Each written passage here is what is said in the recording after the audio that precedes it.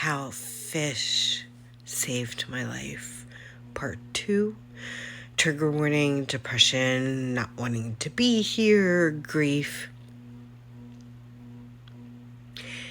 I was in the most depressive state I had ever been in my life from November 2016.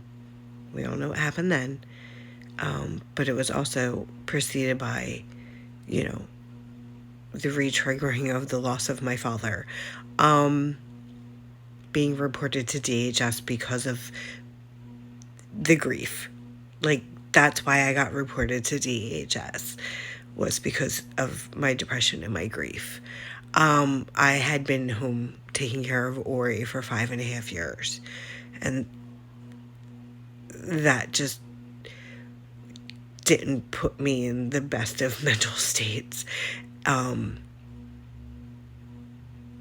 couldn't leave my house. My psychiatrist dropped me right before I was leaving for Mexico because I kept no-showing. Well, I would call and cancel. I was too depressed and too anxious to leave the house. I had never suffered agoraphobia in my life. I've traveled the country, and I've driven, like, miles and miles on my own to go see fish. Yeah, so that was a new thing for me at the time. Amber had to help me pack, and, like, when she got to my house, I think she got to my house Tuesday, and then we left Wednesday, January 11th, 2017. We flew from Philly to Cancun, and I mean, like, my mood, like, shifted. Like, once we got there, like, I was like, but then we had, like, a rough go with the check-in, because, like, we got there a day early, but it was, like, under a different reservation, yada, yada, yada. Just, it was a whole thing, and just, traveling, and I hadn't been out of the house in so long.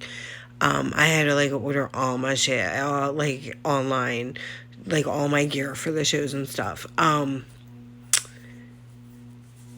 So we got into the hotel room late.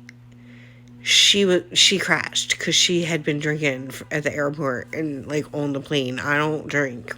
And so I was, like, raring to go because, like, my vibe had, like, elevated since we landed in Mexico.